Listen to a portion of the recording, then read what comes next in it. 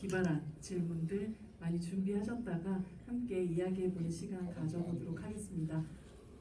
준비가 되셨을까요? 잠시만. 네, 네네네. 네, 많이 우셨죠? 그렇죠. 이게 그러면 안 되는데 저도 보다가 용대야 뭐 이러면서 잠시만 그러면 안 된다는 거 알고 있긴 하지만 그렇게 되는 저 자신이 이상하다고 생각되면서 네 그렇긴 했습니다. 네, 여러분 오래 기다리셨습니다. 하이제이킹의 김성원 감독님 그리고 여진구 배우님 그리고 장준환 감독님 함께 하시겠습니다. 큰 박수 부탁드립니다. 네, 여진구 배우님 네 들어오시죠. 그리고 김상훈 감독님 그리고 장정훈 감독님입니다. 저희 인사하고 네 감독님 여기 앉아주세요. 네네 그렇게 앉아주시면 저의 오늘 보조 MC로서 함께 해주시면 좋겠는데 네 저희 인사하고 자리에 앉겠습니다. 차렷 인사 반갑습니다. 네 자리에 앉아주시죠. 오늘 특히나 또 공교롭게도 6.25 전쟁 이래 하이제킹과 함께 하게 돼서 좀 더 뜻깊은 그런 자리가 아닐까 하는 생각이 듭니다. 여전히 휴전 중인 한국이라는 곳에서 아주 옛날에 벌어진 일이라고 생각도 있지만 사실 여전히 우리에게 또 남아있는 이야기이기도 하다는 생각이 들면서 굉장히 오늘의 이 날짜가 굉장히 뜻깊게 다가왔던 것 같아요. 영화계 보배 여진구 배우님부터 저희 하이제킹 관객가에 대한 찾아주신 관객분들에게 인사 말씀 부탁드립니다. 제가 진짜 보배 진짜였어요. 알죠. 9개의 보배 중에서 그래서 쓰시나요? 네 그럼요. 마지막 감사합니다. 보배 하나를 찾아서 예. 저희가 네, 안녕하세요 여러분. 다시 한번 인사드립니다. 하이제킹에서 용대 역 맡았고요. 네, 여진구입니다. 와주셔서 감사합니다. 대표님 네, 이렇게 늦은 시간에 이렇게 하이제킹과 함께 해주셔서 감사합니다. 연출한 김성환입니다. 아주 스페셜한 게스트가 오늘 오셨습니다.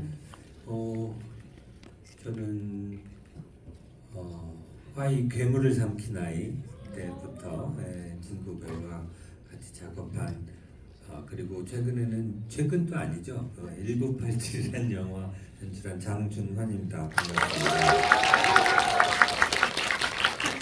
이미 여러분들이 이 세 분의 인연과 오늘 관객과의 대화를 왜 이렇게 조합이 됐는지에 대해서 이미 조금 생각을 이미 하셨겠지만 세 분의 인연은 또 아까 감독님이 말씀하셨듯이 화이에서 괴물을 만들고 이 아이를 괴물로 만들고 이분이 괴물을 죽이시게 만드시는 그런 어떤 세 분의 인연이 있고 또 동시에 1987이라는 작품에서 감독님과 또 함께 하셨죠? 네.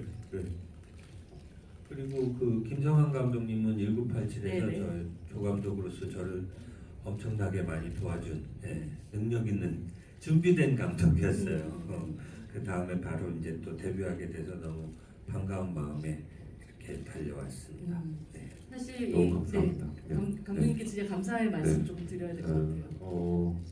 제가 1987 때 실수도 있었고 못한 지점도 많이 있었는데 감독님께서 너무 좋아해 주시고 해서 이렇게 진구 씨도 만날 수 있었고 이 자리에서 감독님도 뵐 수 있어서 정말로 너무 감사합니다, 감독님. 네. 이렇게 대놓고 이렇게 그런 자리죠, 뭐 이런 네. 자리가. 네, 감사합니다. 네. 먼저 사실 관객의 입장으로서 이 영화 하이제킹 또 어떻게 보셨는지 장준환 감독님께 여쭤보고 싶어요. 네, 지금 관객분들 중에 혹시 이렇게 눈가가 촉촉하신 분들이 아마도 있으신 것 같은데, 전 영화 보면서 굉장히 좀 희한한 경험을 했던 것 같아요. 그러니까 안타고니스트와 프로타고니스트 둘 다에 이렇게 감정이입이 돼서 이게 뭐지? 근데 뭐 이렇게 둘이 충돌하는 게 아니라 그냥 자연스럽게 용대라는 인물에 그리고 副기자님의 그 캐릭터에 이렇게 쑥 그냥 진짜 머릿속 하이제킹 당한 것처럼 이렇게 이렇게 막 몇 번 고공뱅 이렇게 하다 보니까 영화가 끝나 있더라고요. 네, 그래서 굉장히 저는 영화적으로 굉장히 신비한 체험을 했던 그런 영화 중에 하나가 됐습니다. 신비한 체험이라는 표현이 나왔습니다. 김성 감독님 처음에 이제 그 여중구 배우랑 1987에서 물론 아주 짧은 시간이긴 하셨겠지만 이 배우를 현장에서 보고 이 배우랑 내가 언젠가 연출을 하게 된다면 꼭 작업을 하리라라는 다짐을 가지게 됐었던 어떤 이유는 무엇이었나요? 이거부터 말씀드려야 될 것 같은데 그 진구 씨랑 1987에서 이제 처음 보고 그냥 뭐 연기하셨던 그런 작품들을 알고 있으니까 잘생긴 분이 오셨구나 이렇게 생각을 했었고요. 사실 처음에는. 근데 옷을 뭐 보셨죠? 1987 대부분 다 보셨죠? 네. 네. 거기 보시면 상의 탈의가 좀 되잖아요. 근데 제가 좀 깜짝 놀랐던 게 몸이 너무 좋아가지고 몸이 너무 좋으신데 이렇게 속으로 생각을 좀 하고 있었어요. 그리고 이제 사실 외모적인 것만 처음 보게 된 거죠. 근데 외모적인 거. 보다가 그 박종철 열사분의 그 어떤 처절함과 안타까운 모습을 한꺼번에 이렇게 표현해내시는 걸 보고 와 했어요. 사실 조 감독은 배우분들을 정말 가까이서 볼 수밖에 없거든요. 바로 카메라 옆에 있다 보니까. 근데 그걸 보고 저도 눈시울을 좀 이렇게 제가 약간 T 성향이라 가지고 감정이 별로 없는데 거짓말이에요, 여러분. 제가 감독이 우는 것만 몇 번 하는지 몰라요. 그게 그렇더라고요. MBTI가 변하는 것 같더라고요. 근데 너무 좋은 배우구나 하는 걸 그때 느꼈어요. 그래서 언제 기회가 있으면 만날 수 있을까 이런 생각으로 사실 지내다가 정말 우연찮게 이 하이제킹을 준비하면서 지하철역에서 내려서 앞에 카페에서 이제 커피를 한 잔 사두고 가려고 하다가 거기가 좀 뭐가 잘못됐더라고요. 진구씨 사진으로 도배가 돼 있는 거예요. 그게 잘못돼 있어요. 일반 카페. 네, 일반 카페인데 그냥 항상 커피를 사들고 가던 카페인데 진구씨 사진으로 도배 있길래 내가 잘못 들어왔다 이러고 한 걸음 빠졌어요. 한 걸음 빠졌다가 근데 머릿속으로 스쳐가 지나가는 게 있어가지고 카페를 들어가서 그 사진들을 천천히 훑어봤죠. 뭐하는 카페인고 보니 진구씨 팬분들께서 이제 생일을 이제 자축하는 진구 씨는 없는 그런 생일 카페. 네, 생일 카페 같은 거였어요. 감사합니다. 다시 한번 이 자리를 빌어서 감사드립니다. 그래서 너무 신기했고 그 진구 씨 어린 모습부터 이제 성인이 돼서 이제 연기하신 모습까지 사진들이 되게 다양하게 있었는데 그 모습들을 보면서 캐스팅을 어떻게 좀 다시 적극적으로 한번 들이밀어봐야겠다 이런 생각을 하고 책을 드리게 됐습니다. 네. 8월에 생일이셨. 네. 생일이세요. 네. 8월 미리 생일 축하를 한번 저희가. 매번 잊고 살다가 네. 그맘때쯤 팬분들이 축하한다고 얘기해 주시면 맞다 나 생일이었지 맨날 그러거든요. 사실 여진구 배우님은 1987 할 때 그 조 감독님을 기억할 수가 없는 수준으로 그 들어가자마자부터 아니 제가 처음에 이제 장수 감독님께서 친구야 뭐 감독이 영화 준비하는데 잠깐 뭐 특별 출연 해줄 수 있어 그러셔가지고 감독님 저희 밝은 너무 목소리로. 제 은인이시니까 그래서 감독님 뭐든지 열심히 해보겠습니다 하고 이제 감독님께서 시나리오가 아니라 어떤 사전을 이렇게 보내주시더라고요. 그래서 알고 보니까 그게 시나리오였어요. 읽어보는데 1987 시나리오가 이만해요 두께가. 그래서 어떻게 이렇게 읽고 나니까 근데 제가 무슨 역할을 해야 되는 건지 모르겠더라고요. 그래서 감독님한테 여쭤봤죠. 감독님 이거 제가 혹시 어떤 걸 해야 하는 건지. 그리고 굉장히 등장인물이 많다 보니까. 예 그렇기도 했고요. 그래서 감독님이 그 박종철 열사님 역할이야 그러셔가지고 그때부터 눈앞이 깜깜해지기 시작해서 한동안 그 걱정이 많이 됐어요. 그 고민이 많이 됐었고 제가 참 미천한 저의 몸으로 박종철 열사님을 어떻게 연기해야 하나. 그리고 제게는 조금 생소한 어떤 사건이기도 해서 그때부터 좀 여러 가지를 많이 기록이나 이런 것들 좀 찾아보기도 했고 또 감독님께서도 보내주시기도 하셨었고 그런 마음가짐으로 현장에 가서 앉아 있는데 분명히 조 감독님이셨다고 하는데 저는 그때 제 기억에는 감독님이랑 제가 그 부산 사투리를 써야 돼서 네. 경상도 사투리를 써야 돼서 윤석 선배님에게 막 계속 선배님 대사 한 번만 다시 읽어주세요. 다시 읽어주세요. 이 기억이 거의 전부고 그 주변에 계셨던 카메라 감독님이나 다른 스태프분들의 어떠한 정보가 많이 안 남아 있더라고요. 뒤돌아 생각해 보니까. 근데 알고 보니 김수환 감독님 그때 저를 보셨다고. 저도 지금 진구 씨가 해준 얘기를 불과 30분 전에 대기실에서 이 이야기를 듣고 네. 내 존재감이 아직 많이 미약하구나 이런 생각을 지금 하면서 이 이야기를 다시 듣고 있습니다. 그게 아니라 근데 제가 진짜 눈앞이 깜깜해가지고 와 감독님 얘기하셨던 것처럼 운동을 너무 많이 했나 뭐이 생각도 들어서 그 몸만 보더라도 그리고 첫 촬영장에 갔는데 이제 막 물고문을 이렇게 막 당하는 장면을 찍어대다 보니까 뭔가 막 조금 걱정도 되기도 하고 하면서 그때 좀 많이 주변을 이렇게 제대로 둘러보지 못하고 계속 긴장하면서 있다가 리허설 하면 또 리허설 했다가 촬영했다가 되게 좀 숭고한 정신으로 임하느라고 좀 바빴어요. 개인적으로. 그래서 좀 시야가 많이 좁아져 있는 상태로 좀 촬영을 해서 되게 걱정되기도 했었거든요. 네. 하지만 감독님 이제는 진구 씨를 가지셨잖아요.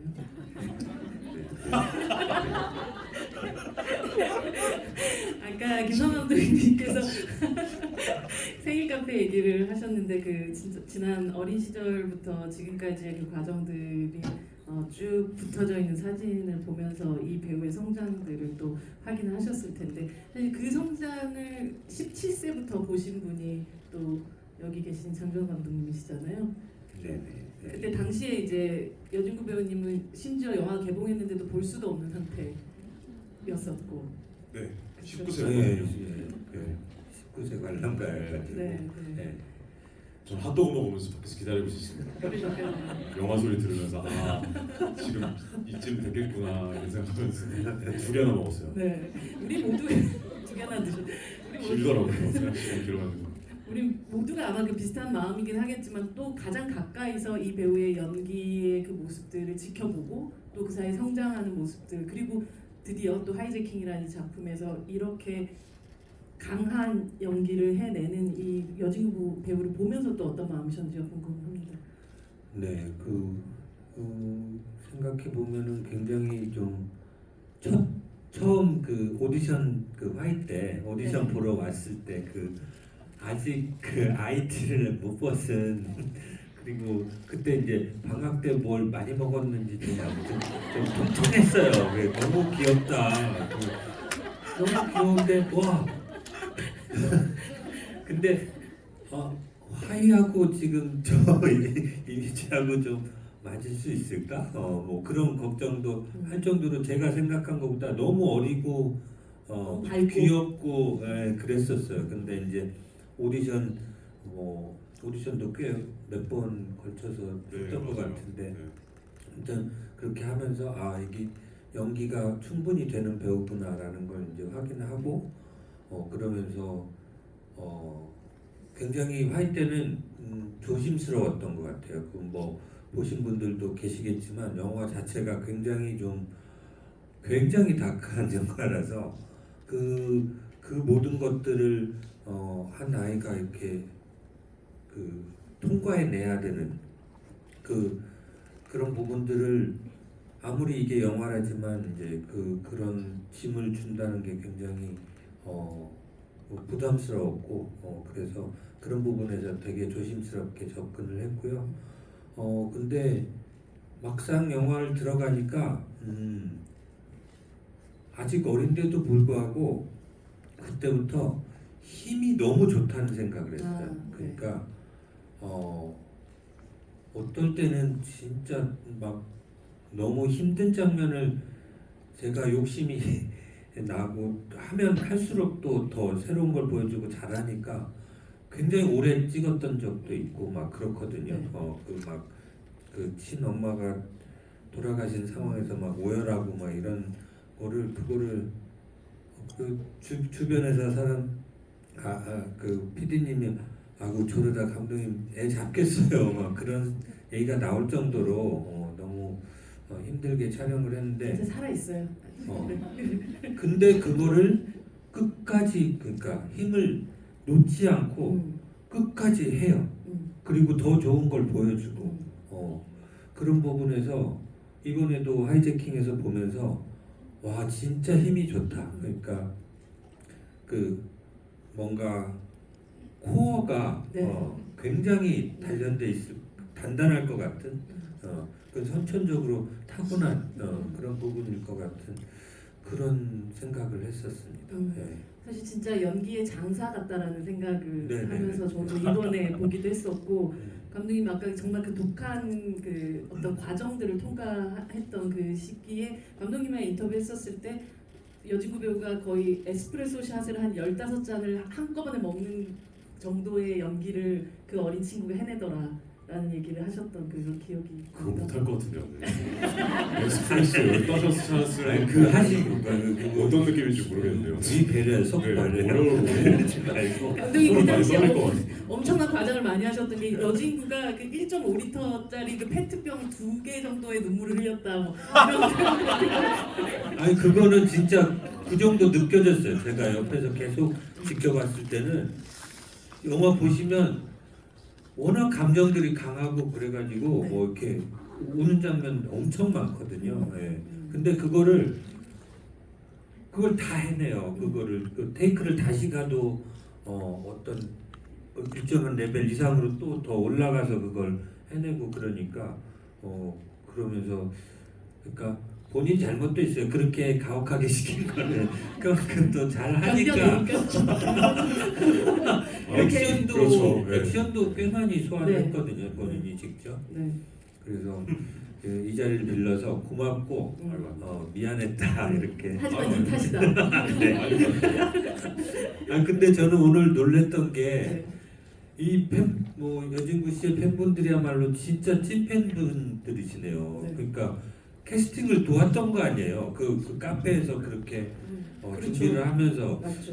김성환 감독님이 갈 줄 알고 그랬나? 그건 아니겠지. 눈에 띄게.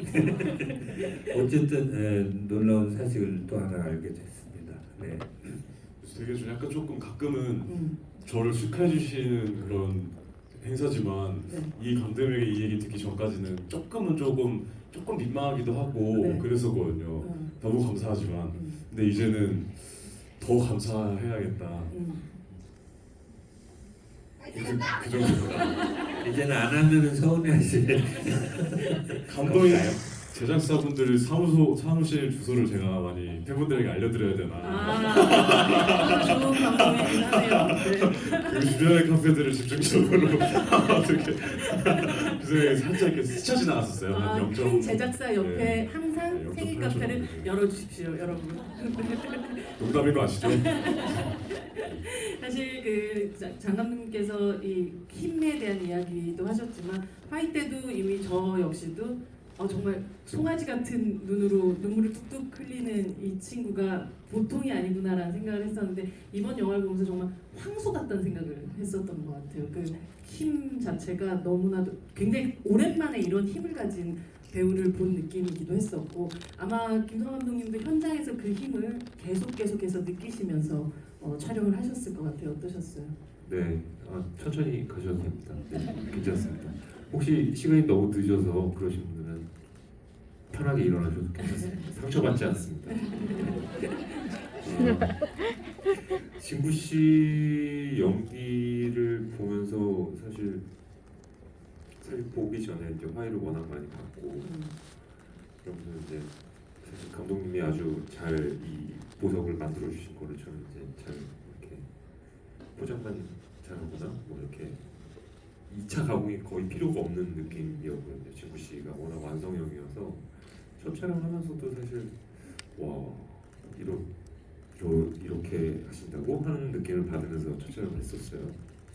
그래서 점점 촬영이 거듭되면서 진구 씨가 이제 표현해주는 용대의 모습을 보면서 되게 뭐라고 해야 되지? 제가 생각지 못한 감정들을 너무 많이 느껴가지고 그래서 제가 좀 저 스스로한테 놀랐는데 진구 씨한테 놀란 거는 뭐 너무 많이 놀랐기 때문에 제가 이렇게 감정적으로 변했다는 걸 알게 됐는데 그 황소 같다는 거 안에 되게 뭐라고 해야 되지? 말로 표현할 수 없는 어떤 게 있어요.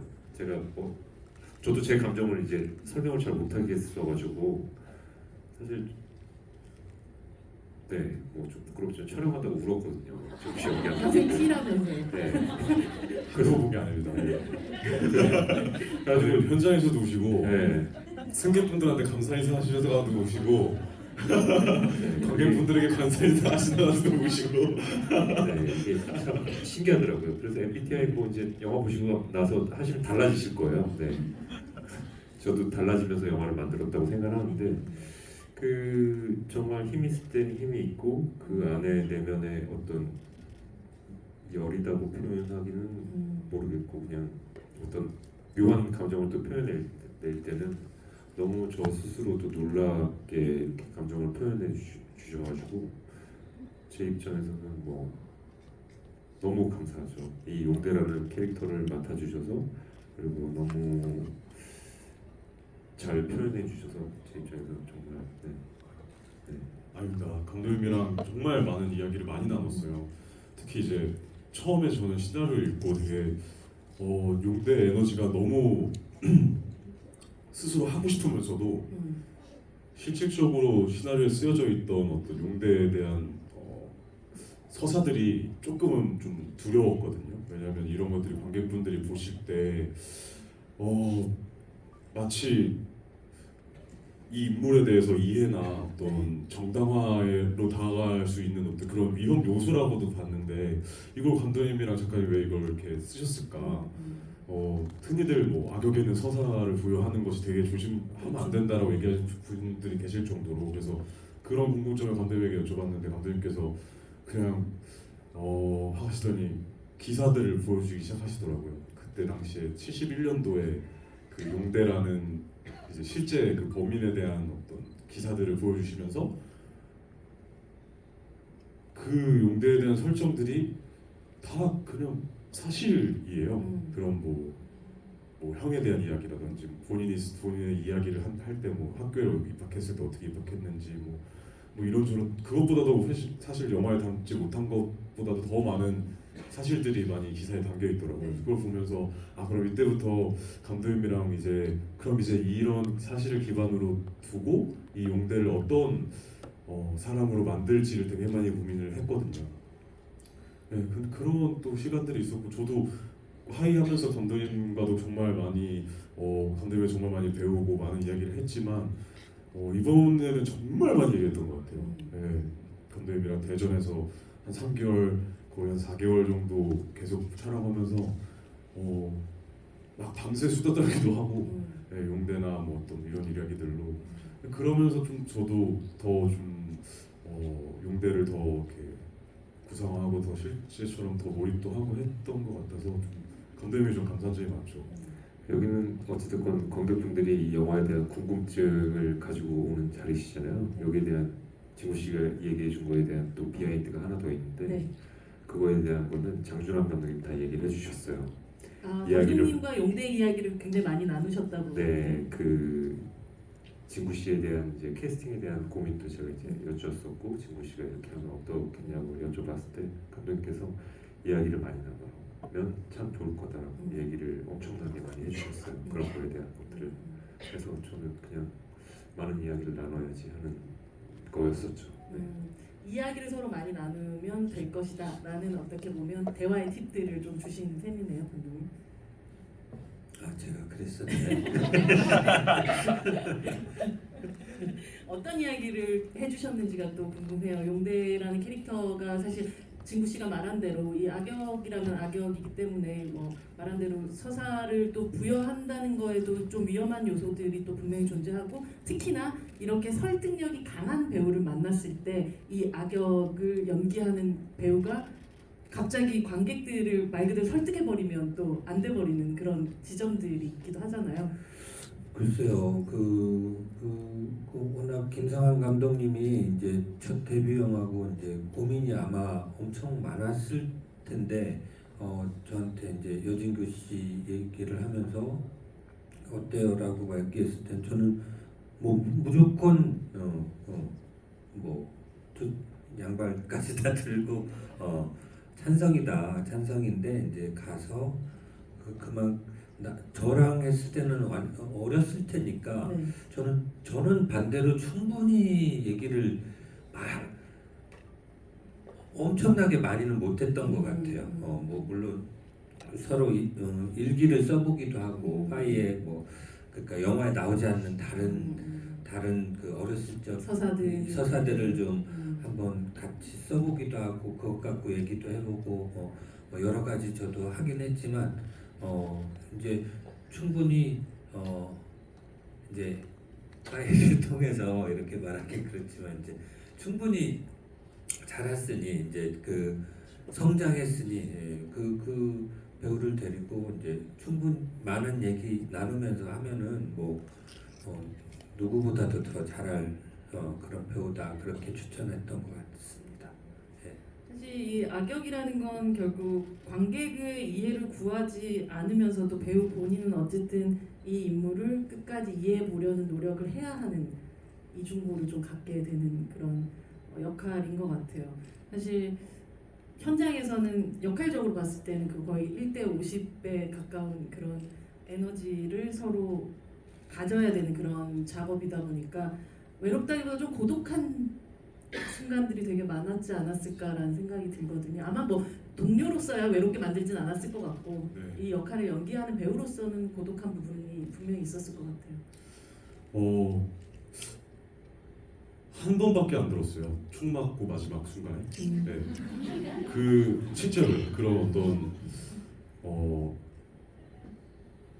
뭔가 미련이나 근데 저도 근데 그때 당시에 그 감정이 뭔지 확실하게 좀 설명해드리기 좀 어려운 되게 복합적인 감정이 많이 들었는데 근데 그랬던 이유가 왜 고독하지 않았었냐면 그냥 딱 너무나 뚜렷한 목표가 하나 딱 정해져 있어서 이 폭탄을 터뜨리는 순간 나는 무조건 북으로 간다 이것만 바라보게 되다 보니까 뭐 어떤 내 지금 뭐 남 혼자만의 싸움이고 이런 거에 신경이 전혀 안 쓰였고요. 그리고 감독님과도 아까 뭐 얘기해 주셨지만 되게 그 잡기 어려운 선에 대해서 상당히 고민을 많이 했었고 감독님도 그렇고 저도 그렇고 어쨌든 만들어야 하는 입장에서는 이 인물이 이해가 좀 위험하지만 되는 지점이 분명히 있었어요. 그래서 근데 다행히 또 감독님과 저 둘 다 이제 우리 이러면 안 돼.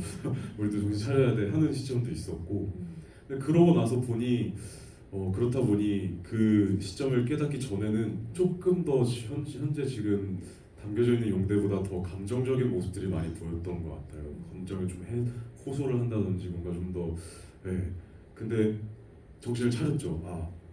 용대가 물론 뭐 그런 식으로 연기를 하고 뭔가 좀 더 자기의 서사를 더 강조한다든지 뭐 이렇게 연기를 하면 훨씬 더 악한 인물처럼 보였을 것 같다는 생각은 들어요. 좀 더 좀 악마의 속삭임을 계속해서 전하는 뭐 이런 느낌이 들을 수는 있겠지만 근데 그게 실제로 관객분들에게 들었을 때 그리고 이 사실이 좀 위험하더라고요. 실제로 그래 저런 삶과 저런 핍박을 받은 사람이면 저럴 수 있겠다라는 생각이 들겠는 거예요. 그래서 이게 정당 아닌가 하는 순간이 딱 들면서 안 되겠다. 용대는 그냥 단순히 그냥 이 폭탄을 가지고 이걸 비행기 안에서 내가 터트리는 순간 난 이제 더 이상 평범한 사람이 될 수 없고 이곳에서는 살 수 없고 어떤 그 선을 넘어가는 사람을 표현해보자라는 생각이 좀 들었고요. 거기에서 이제 본인의 과거를 그냥 정말 어떤 뭐 나 불쌍하지, 나 이해되지의 모습이 아닌 그냥 정말 나 이랬어 뭔가 좀 당당하고 다만 그렇기 때문에 난 그냥 지금 나는 제일 중요한 건 북으로 가는 거야. 너희들 이해 필요 없고 그냥 나 무조건 북에 가서 살면 돼가 좀 가장 큰 목표가 되다 보니까 그러다 보니까 이 폭탄을 터뜨리고 나서 이 이후에 그 신들이 어찌 보면은 이제 싸움의 시작이었는데 전혀 이제 그런 감정은 들어본 적은 없었던 것 같아요. 그냥 저에게는 그냥 딱 하나의 목표밖에 없었어요. 사실 그 힘이 굉장히 셀 수 있었던 것도 어쩌면 보면 방향성이 흐트러지지가 않고 진짜 한 방향을 향해서 쭉 나아갔기 때문에 가능했던 것 같다는 생각이 들기도 하고 그래서인지 이 영화 속에서 용대가 보여준 액션의 뭐 타격감이라든지 뭐 이런 것들도 굉장했었거든요.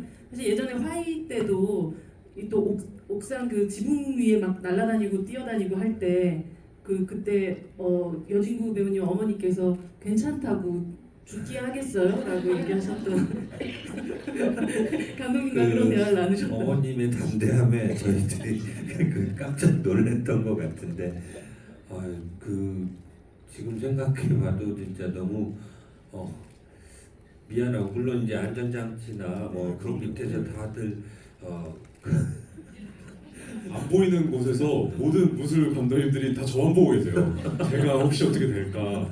모든 촬영장이. 네, 제작부에서 감독 이건 아닌 것 같아요라고까지 얘기했는데도 본인이 그래도 해보겠다라고 또 예, 그랬던 적도 네. 있고, 그래서 말린 적도 있어요. 네. 심지어. 이건 아닌 것 같다. 네, 이거는 진짜로 프로페셔널들이 하는 거지 배우가 해도 할 필요는 없다라고 말렸던 적도 있고, 그 되게 굉장히 추웠거든요. 그 해가. 그래가지고 그 막 지붕 위에 또 이제 뭐 막 물도 뿌려져 있고 네. 막 다 얼어 있고 막 네. 이런 상황에서 그런 액션을 한다니까 진짜 막 조마조마하면서 이렇게 지켜봤던 것 같은데, 오, 그걸 나도 또 이제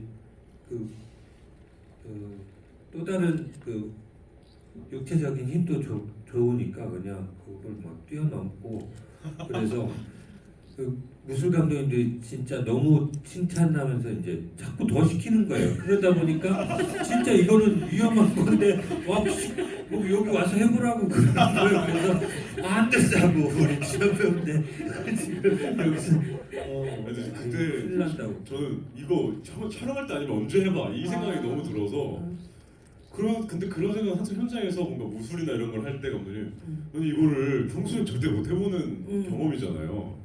그래서 되게 하고 싶어요. 되게 막 자극하고 저를 막 그거 딱 했을 때 막 재밌고 잘하면은 더 막 해보고 네, 막 도파민과 막 이런 것들이 또 막 나오고 이러니까 이거는 근데 그래서 이제 그때 화이트는 한참 또 저도 막 16, 17 막 이때니까 네. 그러니까 주변에서 감독님이랑 선배님들이 친구야 안 된다 그만 적당하다 이 정도가 됐다 이렇게도 많이 말려주셨던 것 같기도 하고. 하지만 27, 28이 된 오늘도 여진구 배우님이 몸을 사리지 않고 사실 하이제킹에서도 어마어마한 또 액션들을 계속 소화해내신 거잖아요. 어마어마했나요 오늘이? 발톱이 빠졌어요. 네, 발톱이 빠졌는데 얘기를 안 했어요 저한테. 네, 본인도 아픈지 몰랐다고 얘기하시는데 하니까 새끼 발톱이 어떤 장면 찍을 그 인멜만 턴이 끝나고 그 벽에 이렇게 비행기가 내리꽂히면서 진구 씨가 벽에 이렇게 쾅 하고 처박는 장면 있잖아요. 그때 정말 세게 부딪혔거든요.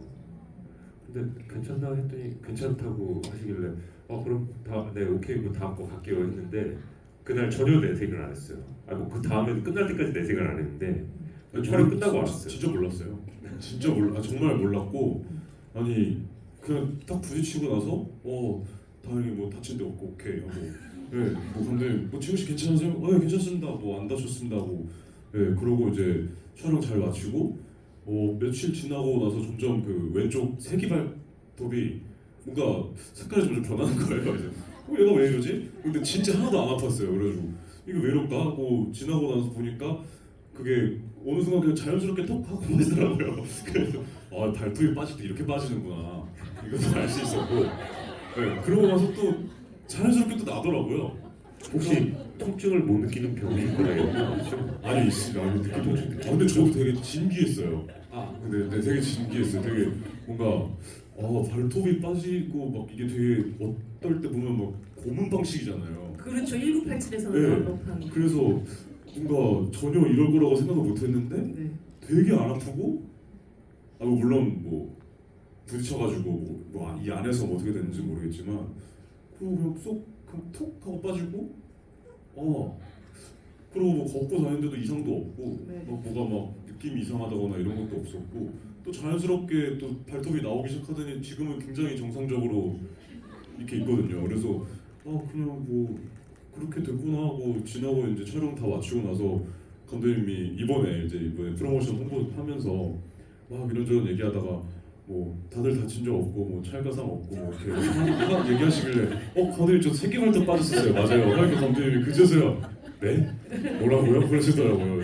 그래서 이 얘기를 해드렸더니 진짜 모르셨죠? 제가 말씀을 안 드렸으니까. 예. 장근 감독님 뭔가 계속 얘기를 아니 그 진짜 대단하고 그러니까 그게 세트 자체를 돌리면서 촬영하신 거죠 실제로. 네.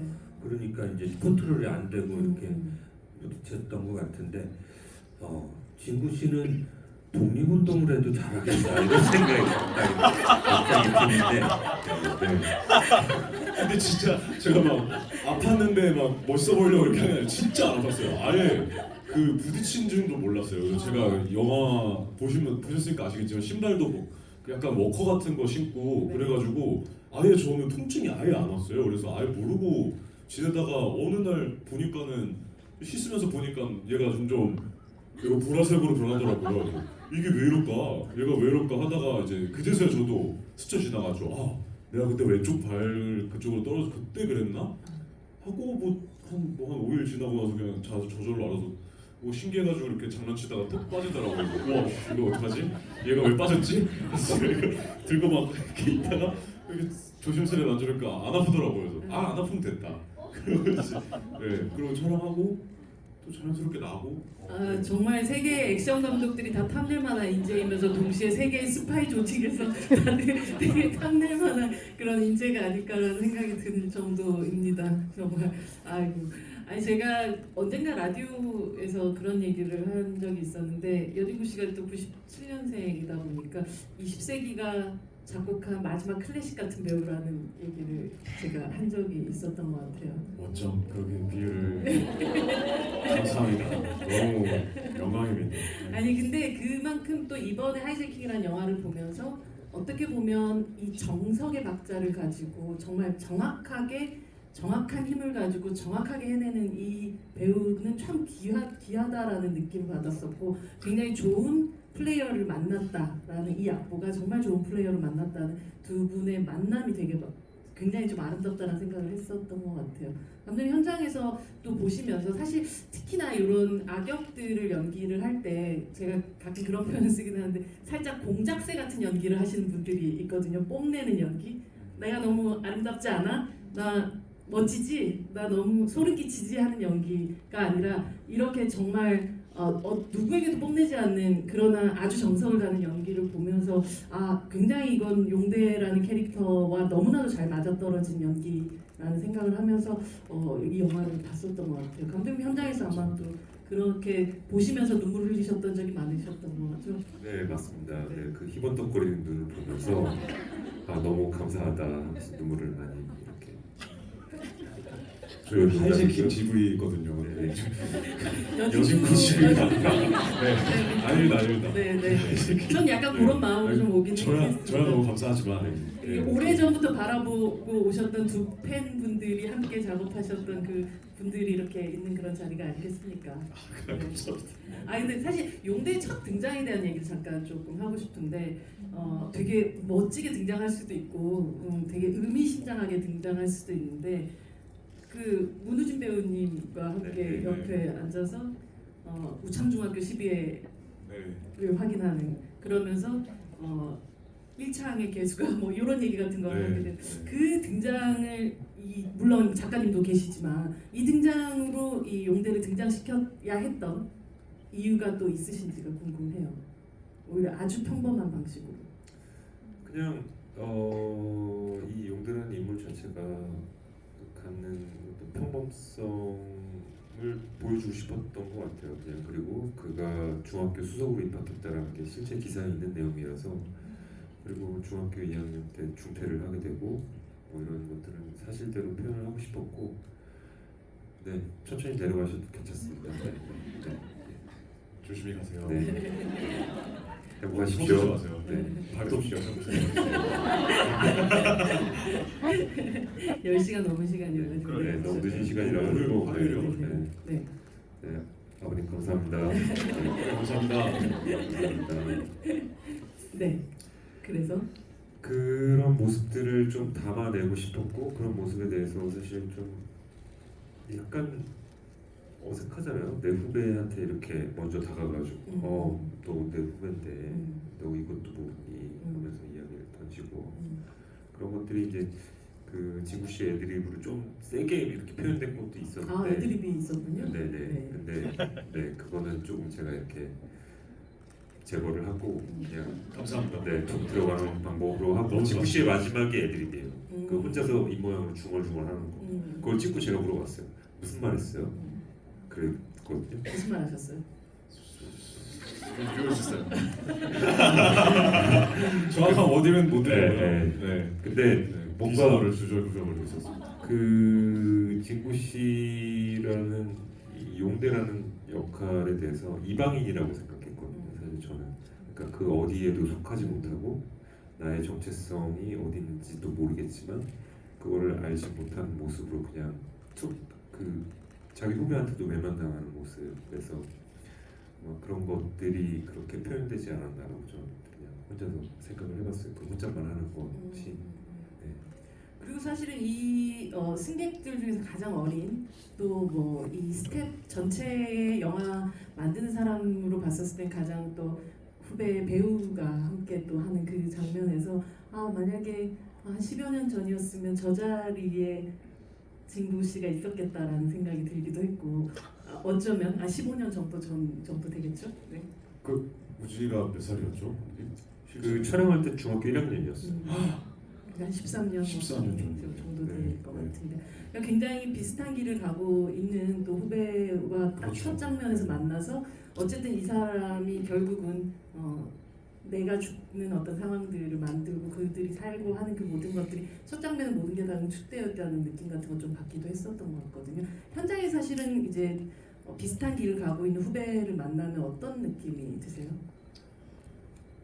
그냥 뭐 그냥 같이 함께 가고 있는 동료를 보는 것 같은 느낌이고요. 그리고 친해지고 싶어요. 네. 왜 어렵게 생각하시나요? 그분들이?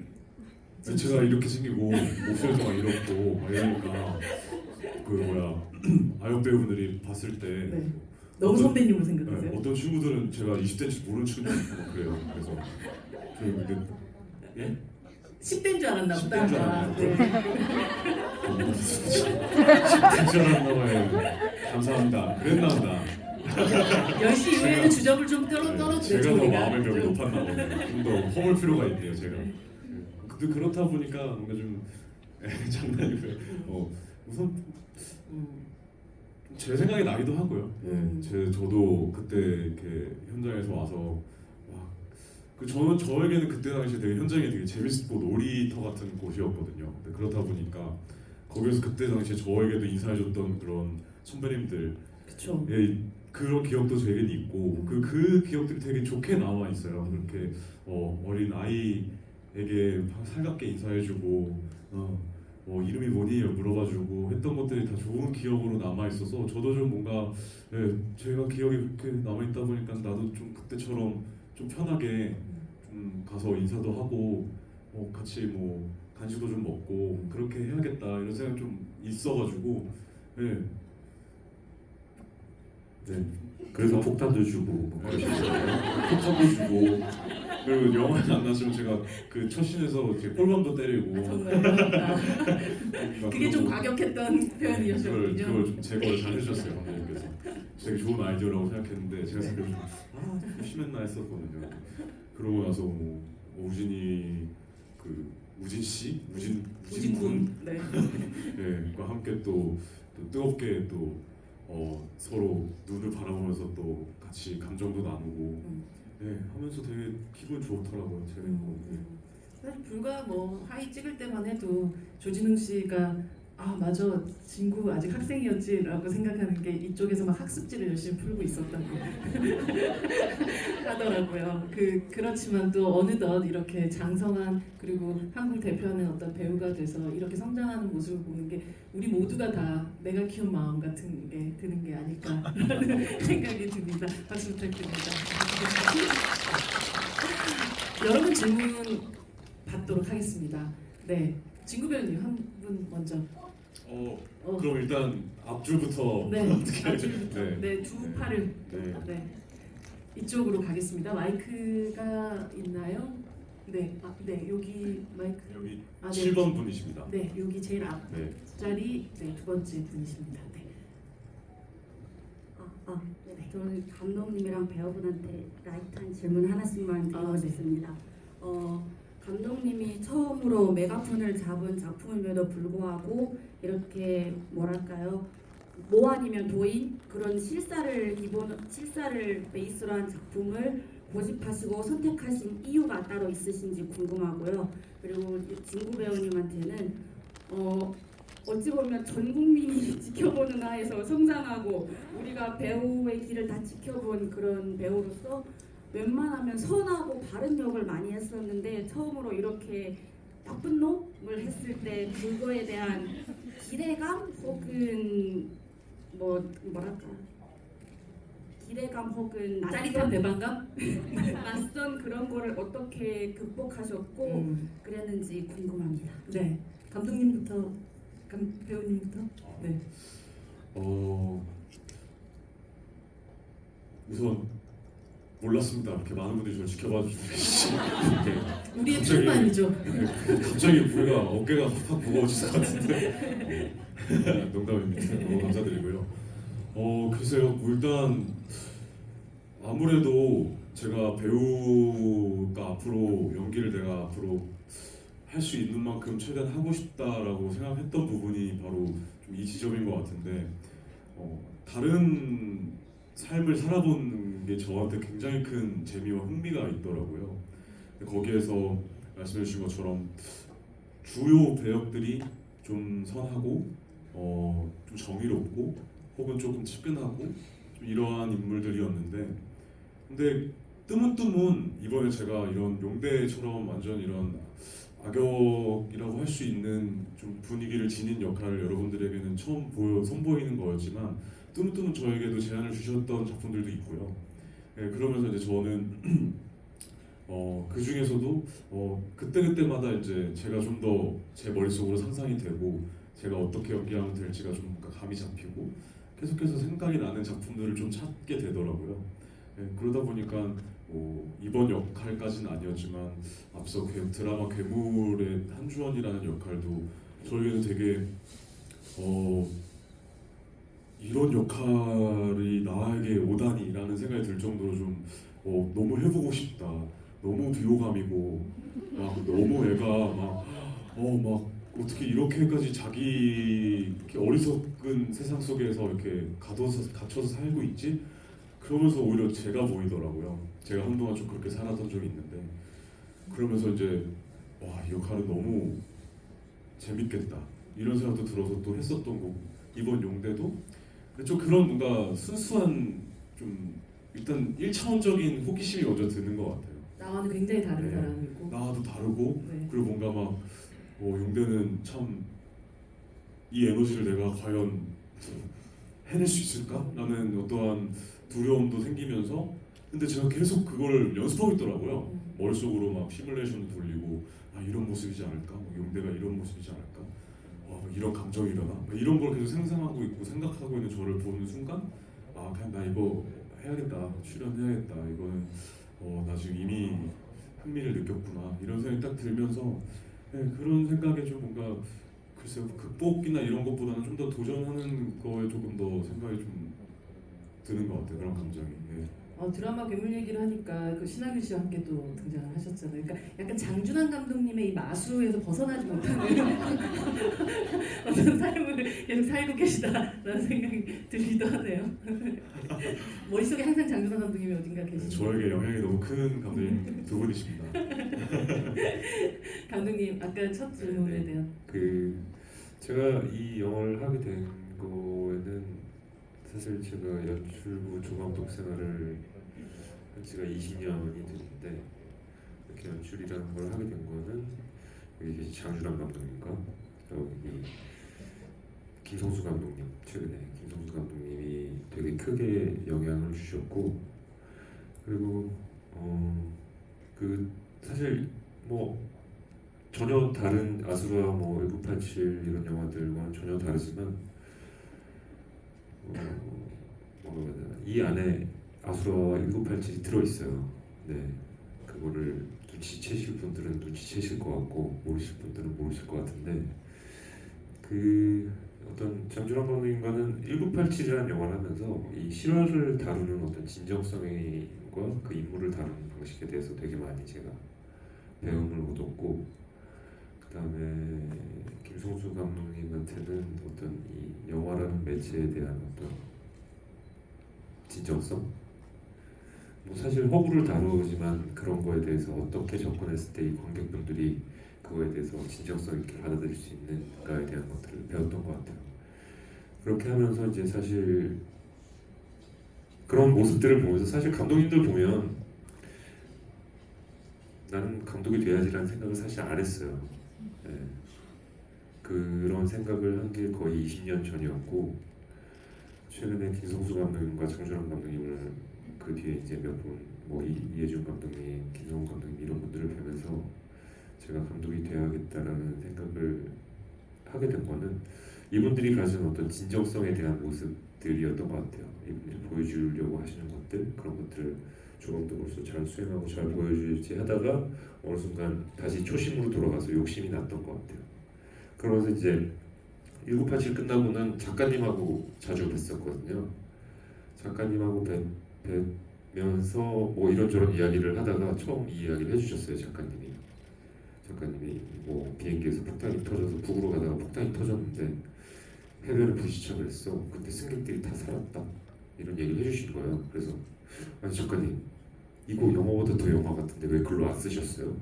이렇게 여쭤봤더니 뭐 이거 이야기가 또 짧고 뭐 이런데 좀 애매하지.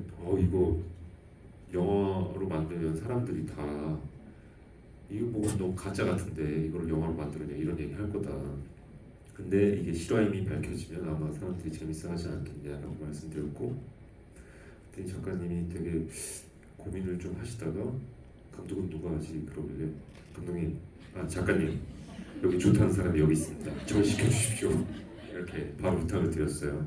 그러면서 이 작품이 시작됐고 작가님이 앞에 YS 11기 사건을 꼭 넣어야지 이 이야기가 완성이 될 것 같다 라고 얘기를 해주셔서 저도 너무 좋았고, 그런 부분에서 이제 이 영화가 시작되게 됐습니다. 네. 네. 다음 질문으로 빠르게 넘어가도록 하겠습니다. 장강 감독님 한 분 질문하실 분을 앞에서 했으니까 좀 뒤에서 뒤로 갈까요? 네, 저 뒤에. 저 뒤에, 네, 저기, 네, 이쪽 두 번째 제일 끝에 줄입니다. 네, 가겠습니다. 네. 안녕하세요. 저 일본에서 이 영화 이차리 좀 잡으려고 왔는데요. 일본에서 오셨다고요? 와, 감사합니다. 긴장돼가지고 죄송해요. 이 영화 보면서 너무 여진훈 그 배우님의 약간 미세한 표정이든지 약간 눈 속에 보이는 물이 좀 보이는 것 같아가지고 되게 그 연출을 감독님들이 하시면서 여진구 배우님이 약간 이 눈이나 표정이 제일 깊숙게 되게 약간 감성적이었다 이런 게 있으면 알려주시면 좋겠고, 네. 또 여진구 배우님한테는 제가 아까 발톱 이야기 하셨는데 저도 빠진 적이 있어가지고 저는 놀이공원에서 놀다가 빠지고 그 발톱을 아직 좀 약간 보물처럼 갖고 있는데 혹시 그 발톱을 어떻게 됐는지 좀 네, 감사합니다. 네, 감사합니다. 발톱 혹시 간직하고 계세요? 보석함에?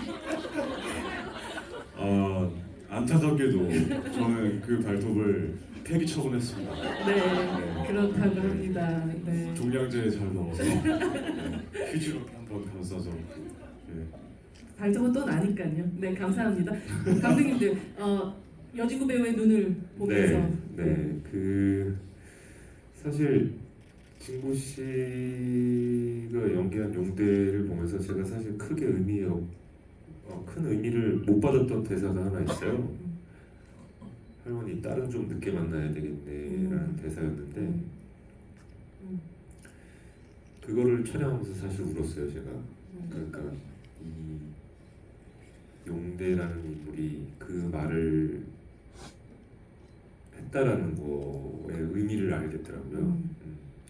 그래서 되게 테이크도 여러 번 가면서 감독님처럼 뭐그 PT병 1.5리터 2개를 채울 정도의 눈물을 이렇게 요구하지는 않았는데 제일 아마 제가 모든 거를 통틀어서 제일 많이 테이크를 가봤을 거예요. 음. 테이크를 찍고 그 중에서 이제 선별해서 이제 영화에 담았는데 그때 눈이 저는 제일 기억에 남고 그리고 또 하나는 스객들을 돌아볼 때 네, 그 눈이 제일 기억에 남습니다. 네. 그 희번덕거리는 눈 말고요. 장주환 감독님은 기억하시는 여진구 배우의 눈. 뭐 화이트 워낙 많이 그 좋은 눈빛들을 다 정확 말씀하신 대로 진짜 정확한 감정을 가지고 정확하게 그때 표현을 해내거든요. 그 눈빛으로. 근데 그 중에서도 이제 그 마지막에 그 석태 아버지를 쏘고 나서 그냥 그 여러 가지 감정이 담긴 그러면서 눈물을 흘리고 있는데 그게 이제 그 거의 영화의 마지막이라고도 볼 수 있는 그런 감정들인데 그때 느낌을 그러니까 뭐 연출로서 제가 막 뭘 이런 감정이 있고 뭐 이런 거다라고 굳이 설명 안 했음에도 불구하고 그 너무나 그 눈빛에 많은 것을 담아줘서 정말 놀랍기도 하고 고마웠던 기억이 있고요. 그리고 이제 첫 번째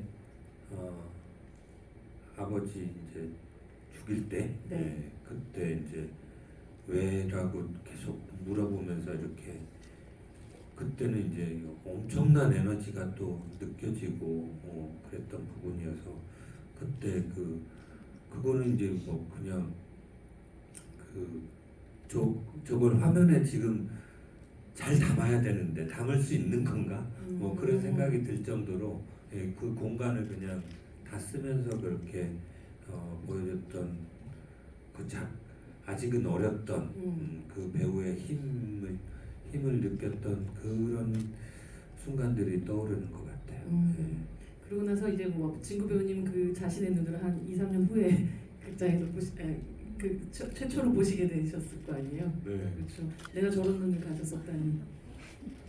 정말 그 생각을 했습니다. 제가 참 재밌는 건지 모르지만 제 인생에 정말 꼭 있어야 했던 순간이 그 화이 이후였어요. 네.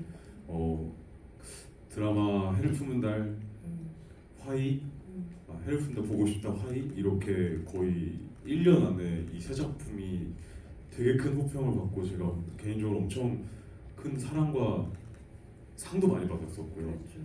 네. 그러면서 좀 정말 한 1, 2년 만에 삶이 갑자기 확 바뀌었던 것 같아요. 네.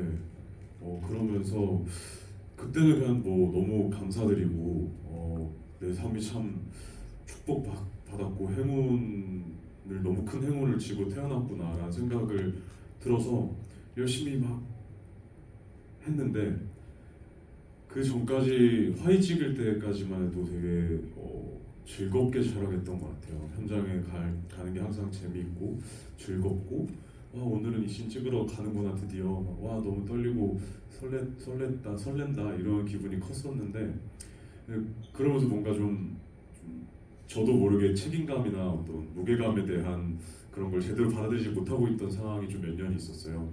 그러면서 좀 어느덧 이제 제가 아시겠지만 뭐 제가 해야 할 역할도 생기고 역할을 이제 표현해야 하는 것도 생기고 이러다 보니까는 뭔가 그때 당시에 촬영했던 현장에 가는 것들이 되게 좀 무서웠었거든요.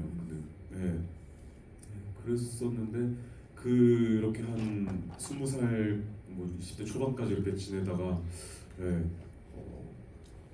이제 화이를 봐야지 내가 성인이 됐으니까 하고 다시 봤을 때 그때 제 모습을 다시 돌아보게 되면서 아 빨리 이 에너지를 다시 찾아야겠다. 참 저때 생각해보니 다시 돌이켜보니 나 정말 연기를 좋아하고 연기하는 걸 되게 재밌어 했었구나. 그리고 참 그냥 순수하게 연기하는 것 같았고요. 크게 생각 안 하고 그냥 뭔가 느껴지는 대로 화이가 이랬을 것 같다라고 느껴지는 대로 이렇게 참 어떤 필터 없이 다시 한번 고민 없이 뭔가 좀 되게 순수하게 연기했던 것 같은데 지금은 되게 막 잘해내야 되고 잘 하고 싶고 뭐 이런 저의 욕심 때문에 너무 내가 많은 생각을 많이 하고 있구나 이런 생각도 들고 저에겐 참 여러모로 영향이 컸던 작품이었고 역할이었던 것 같아요. 네. 사실 그리고 그 눈을 사실 조금 더 깊게 더 강하게 만날 수 있었던 작품이 하이제킹이어서 저는 사실 뭐 2017년 그리고 또 2024년이 또 여진구 배우님에게는 하나의 또 새로운 도약대들이 되었다라는 생각을 하면서 이 영화 봤었던 것 같습니다. 사실 이 질문의 하나의 답들이 너무 길다 보니 저희가 원래 20분까지 해야 되는데 한 5분 정도가 이미 오버가 된 상태이긴 하거든요. 아, 여러분들 정말 마지막으로 딱 질문 하나만 받아도 되나요? 괜찮나요? 네, 네. 그 감독님이 그러면 마지막 질문자를 선택해 주십시오. 제일 멀리서 오신 분 혹시? 일본에서 오신 분들. 아 일본은 네 질문하셨으니까. 지역적으로 제일 멀리서 오신 분이시면? 네? 차이나? 차이나 중국이요? 네, 오, 그러면 네. 네, 차이나 네, 가겠습니다. 이런 느낌으로 네, 가겠습니다. 멀죠. 네, 멉니다. 네. 여기죠. 네, 하나, 둘, 셋, 넷, 다섯 번째 준비. 네. 질문 하나만 부탁드릴게요. 저희 시간이 많지가 않아서요. 네, 안녕하세요. 네, 네. 저 전국에서 왔고요. 네. 그 영화를 잘 보고 질문은 하나예요. 그 네. 아까 말하는데 혹시 감독님이와 그 여진구 배우님 그 영화를 준비하면서 또 촬영하면서 제일 애쓰던 부분 그리고 배우님이 그 연기하면서도 제일 애쓰던 제일 어려운 부분은 어떤 면인지 좀 여쭤보고 싶습니다. 네, 감사합니다. 네. 저는 먼저 하시고. 그 제일 애쓰던 거는 용대인 것 같아요. 용대라는 인물이 어찌됐건 그의 행동이 용서받을 수는 없다고 생각이 들거든요. 근데 저는 어찌됐건 이 용대라는 캐릭터를 만들고 준비하는 입장에서 어느 순간 제가 이제 사랑에 빠지게 됐고 이 친구를 이해를 하게 되어버렸어요. 그러면서 뭐 어찌됐건 그 실존 인물을 영화 속에서 만들었지만 그런 순간을 제가 친구 씨한테 고백했어요. 저는 이렇게 되어버렸다. 당신이 막아주셔야 된다.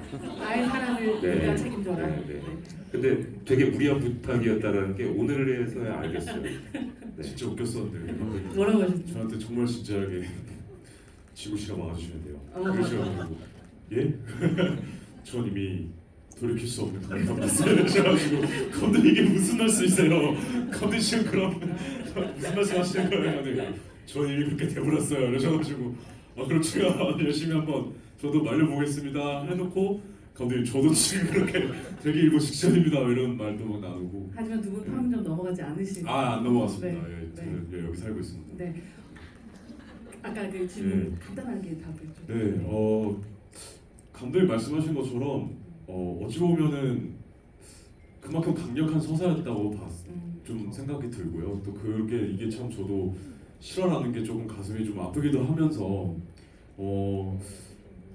그러면서 감독님이랑 계속 여러 가지 좀 얘기들을 나눴어요. 정말 많은 밤을 뭐 이렇게도 해볼까 저렇게도 해볼까부터 시작해서 이게 참 좀 어렵다. 생각보다 어렵다. 확실히 이거를 관객분들에게 오해 소지 없이 우리가 용대를 용서해달라고 만드는 영화는 절대 아니니까요. 그래서 어떻게 하면 이 사람이 그런 모습으로 관객분들에게 다가갈 수 있을까라는 생각을 했을 때 그러면 이 사람을 그냥 그런 사람으로 만들자.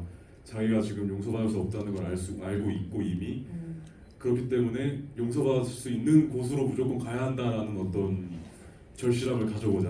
나는 좀 결론에 도달을 할 수 있게 됐고요. 네, 그래서 참 이번에 지금 개봉을 하고 또 며칠 지났지만 아직까지도 어쨌든 어떻게 많은 관객분들이 또 용대를 봐주시고 또 생각해 주실지 좀 많이 아직까지도 많이 떨립니다. 네.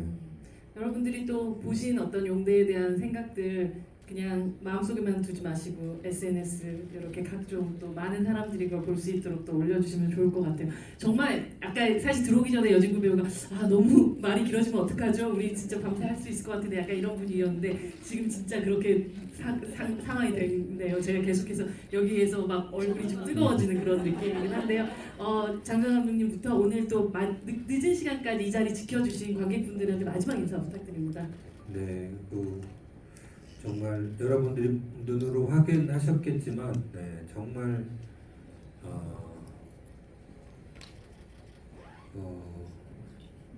정말 추천드리고 싶은 그런 영화입니다. 네, 특히나 이제 우리 여진구 배우의 그 오랜만에 스크린에서 이렇게 그 강렬한 눈빛과 힘과 이런 것들을 다시 한번 느낄 수 있는 계기여서 정말 저 개인적으로 너무 반가웠고 네. 너무 뿌듯하고 저 왠지 모르겠지만 저도 자랑스러운 그런 영화가 된 것 같아요. 그래서 많은 관객분들 많이 사랑해 주시고 소문 많이 내주시고 하시면 좋을 것 같습니다. 네. 감사합니다. 오늘께 생각 부탁드립니다. 김현아님. 네, 이런 자리에 함께해 주신 여러분 덕에 너무 감사하고요. 그리고 정연아 감독님께도 진심으로 감사드립니다. 제가 아직까지 영화할 수 있는 이유 중에 한 분이시기 때문에 그리고 지구 씨는 네, 감사합니다. 여진구 배우님. 네, 정말 이렇게 관객분들에게 또 영화로 이렇게 인사드리고 또 거기서 또 하이제킹이라는 또 작품에서 또 용배 저를 떠올려 주신 감독님에게서 너무나 감사하고 여러분들 이렇게 늦은 밤까지 또 얘기 들어주셔서 너무나 감사드리고요. 오늘 이렇게 제 배우 인생에 있어서 두 아버지와 함께 많은 분들에게 좀 즐거운 시간이 되었길 또 바라봅니다. 네, 여진구 배우님께 큰 박수 부탁드립니다. 정말 저희가 지구를 지킬 수는 없더라도 진구는 지키겠다는 마음을 확인하는 그런 밤이었던 것 같습니다. 여러분 오늘 조심히 돌아가시고요. 오늘 같이 박수 치면서 이 자리 마감하도록 하겠습니다. 감사합니다. 관객 퇴장은 잠시만 기다려주세요. 관객 퇴장은 잠시만 기다려주세요.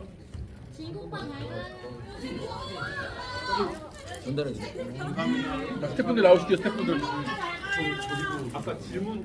자, 관객분들 잠시만 좀 앉아주세요. 아직 기다려주세요. 오빠 잘 가요. 오빠 내일 봐. 주세요. 저한테 주세요. 분달해드릴게요. 자, 관객 퇴장 잠시만 기다려주세요.